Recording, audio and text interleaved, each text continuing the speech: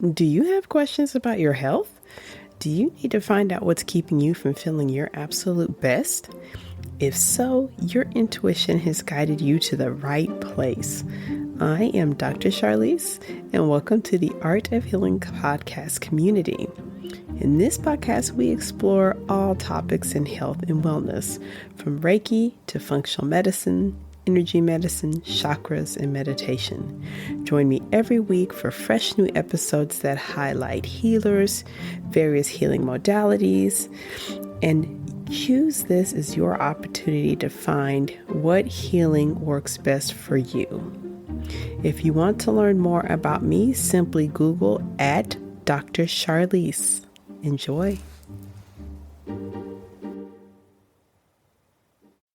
All right. Hello, and welcome back to the Art of Healing podcast. This is Dr. Charlize, and I am so appreciative of you joining me for this episode. If you are here live, thank you so much.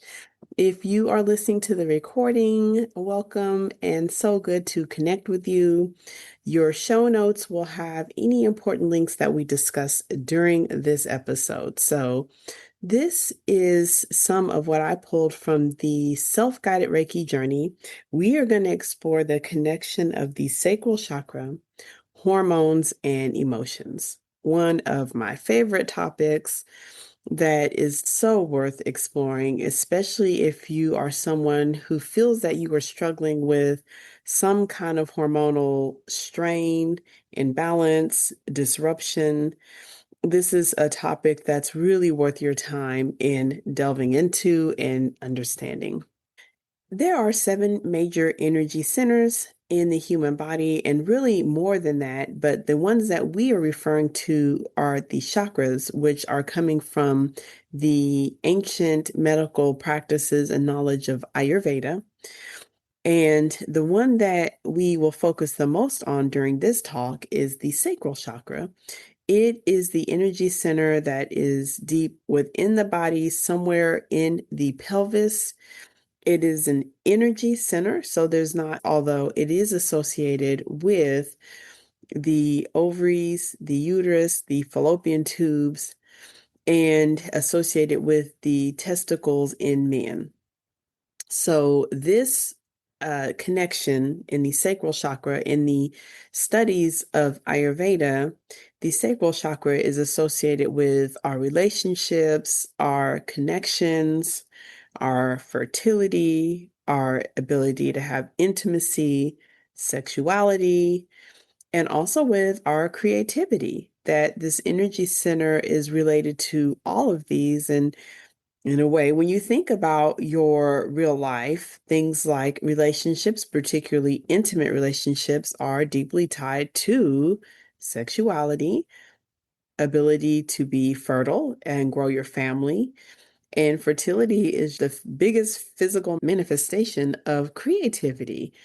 Although creativity does not always have to be creating another person, it could be journaling, it could be writing a book, it could be painting, it could be gardening, it could be redesigning your home. But as it turns out, creativity is a human right that we must have. We don't do well when we can't have the ability to create. Doesn't mean you always want to create. Sometimes we don't always want to do that, but when we do, it is very important to our humanity to have that aspect of ourselves. So, creativity can be small acts such as journaling or doodling, all the way up to creating relationships, a home, or creating and growing a family. But creativity and actually taking something and changing it or creating something is very important to our health. Doesn't always have to manifest into the next bestseller or the next great American novel, but maybe it does. The sacral chakra is associated with physical organs, those being parts of the kidneys and their functioning, including getting waste out of the body, excreting waste, the spleen and its ability to filter the blood. The spleen has a few different functions, from blood production, then also filtering the blood. the bladder itself, and then the ones that will be focusing on the ovaries and the testes, and their role is endocrine glands, hormonal producers in our body. The sacral chakra is associated with these physical organs, but again, we're blending two concepts. The sacral chakra doesn't have a physical organ, something that we would be able to take a picture of an X-ray or an MRI. So it is a truly physical center. That's the concept. A little bit difficult because we're blending these two, but the physical organs we associate with this are the reproductive organs, bladder, kidneys, and spleen. So the slide I'm showing here unfortunately came out a little bit large, but the three hormones that come from this center, primarily from this center, are testosterone, estrogen, and progesterone. Hormones are chemical messengers. So the role of a hormone is for to send a message chemically from one organ or system of the body to another with the purpose of affecting how that organ or system operates. So hormones come from many parts of our bodies, and in this podcast and in the next several, we're going to explore many of these hormones. But even with our in-depth exploration, that still doesn't eclipse and encounter all of the many hormones that our body produces. But for our discussion, the ones that we'll focus on here, testosterone, estrogen, and progesterone. These are three hormones that are associated with gender or sex. They are especially important when you are first conceived and your body is differentiating between the two genders. They will become important again as your body progresses into puberty and the secondary sexual characteristics develop. So that's growing height, but then possibly growing facial hair, the voice changing, and for female gendered individuals, developing the reproductive cycle that leads to menstruation and ovulation and menstrual cycle. These are produced in the sacral chakra, but we'll also explore what happens in the adrenal glands in the next few podcasts, because that's actually where they come from. But this is where also produced and metabolized. And these hormones, we do think of having an emotional aspect to them that we somewhat characterize, stereotype, and in common language, it gets a little too simple. So we think that only men need testosterone. It turns out that women need testosterone as well, and that women get benefits from testosterone, much like men, including improving their muscle function, their oxygen carrying capacity, proving how the senses work, how the brain works. Of course, the difference in is because of gender is how much of that testosterone in proportion of estrogen and progesterone. Estrogen, both sexes actually need, and there are many types of estrogens. Maybe we'll get into that in a later podcast, but we'll just call them estrogen for now. Estrogen, men actually produce and need estrogen as well. But for women, this hormone is important as far as cyclic function. So during the menstruation cycle, it needs to fluctuate depending on where you are in the cycle. If you are not cycling because you are on birth control, that means that you are getting some type of estrogen in you from some source that will suppress ovulation. And depending on where you are and what's going on with your body, that may be a major benefit to suppress ovulation because you don't want to get pregnant. But for some women, suppressing the cycle and ovulation is needed to prevent detrimental menstrual cycle symptoms from PMS all the way up to the PMDD, the severe menstrual cycle symptoms. So it's variable on that. Some women don't do well with the extra estrogens. Some women, it is beneficial. It really depends on where you are. And then, of course, estrogen plays a role in becoming pregnant and during pregnancy and thereafter. Estrogen is associated with feminine qualities, but I learned in a conference I attended a few years ago that it turns out estrogen is also a performance hormone that it actually enhances muscle tone and makes muscles contract stronger, which makes sense because estrogen levels are high during pregnancy, and the muscle that needs to contract, the uterine muscles, is very much needed. So that's pretty cool to know. Estrogen can also be beneficial to the mood in men and women. Now, the proportion of how much you have, it depends, but men need some estrogen too. And for both sexes, estrogen's needed for your bone health, but especially in women to keep our bones healthy and strong, we've got to have that estrogen. Progesterone, also one of these hormones that is needed in both sexes. So it's easy to think that when we talk about hormones, only women are affected, when in fact, men need them too. Progesterone's role in our body, also cyclic for female gendered people, most important prior to ovulation and then at the beginning of a pregnancy where it's needed for the implantation of an embryo.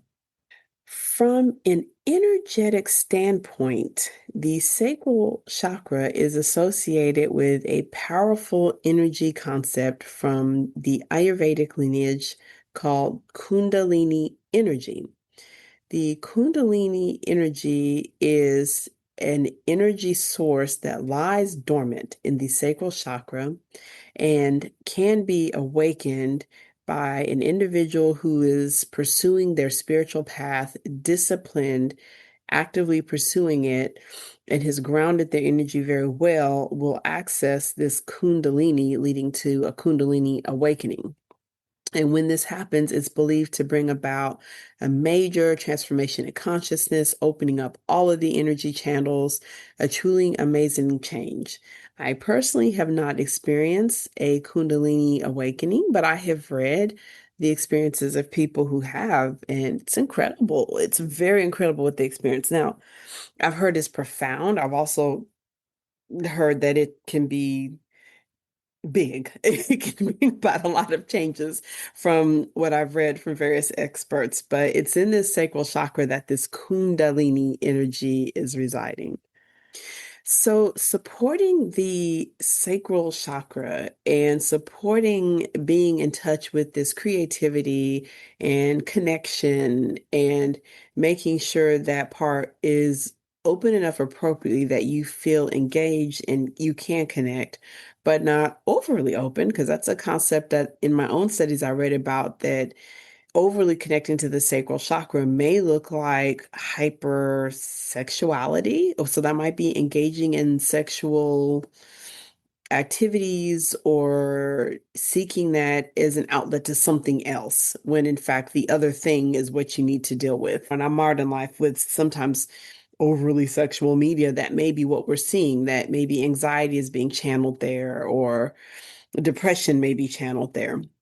But the tools that you can use to help working with this area, crystals are always a great addition. Many people already own their own crystals, may not know that you can use them when you are working with certain energy centers. Any crystal that has an orange tone to it or sort of a reddish tone, so that could be bloodstone, calcite, carnelian, or tiger's eye. Aromatherapy or essential oils are a great way to tune into that part of your body, especially if particularly you may have some trauma around this area, or this is something that you know it's time to work with, but it's been difficult. The citrus scented essential oils are powerful.